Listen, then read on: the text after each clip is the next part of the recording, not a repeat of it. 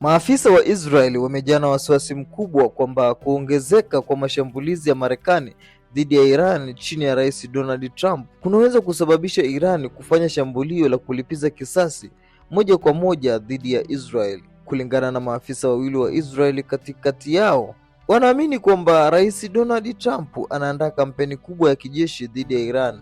Hata hivyo, hofu yao kuu ni kwamba Iran inaweza kulipiza kisasi kikali dhidi ya nchi yao ya Kiyahudi. Kwa mujibu wa tathmini hiyo, kampeni iliyopanuliwa na Marekani inayolenga miundombinu mbalimbali ndani ya Jamhuri ya Kiislamu ya Iran inaweza kusababisha Teherani kulipiza kisasi moja kwa moja dhidi ya Israel. Waziri Mkuu Benjamin Netanyahu aliitisha kikao cha usalama kilichodumu kwa muda wa saa 6 Jumatatu usiku, akiwa pamoja na waziri na maafisa wakuu wa ulinzi ili kutathmini hali inayoendelea.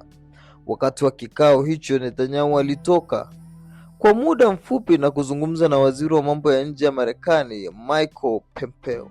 Mashambulizi ya anga ya Marekani dhidi ya Iran yanaendelea kwa siku ya 11 mfululizo tangu Rais Donald Trump atangaze kwamba atashambulia eneo la Pixel Mountain, yaani hii ni milima ya Pixel, kulingana na chanzo kilicho karibu na operesheni hiyo na kuzungumza na Jerusalem Post. Mashambulizi hayo yamegonga karibu malango 1000 ndani ya Iran katika siku 10 zilizopita.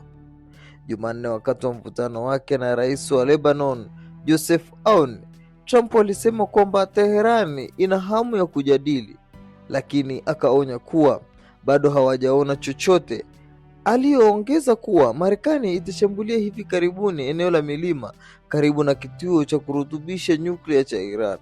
Pixel Mountain ni eneo lililoimarishwa sana lenye vichungu viwili vilivyozikwa kirefu ambavyo wataalamu wanaamini kuwa haviwezi kupenya hata mabomu yenye nguvu zaidi.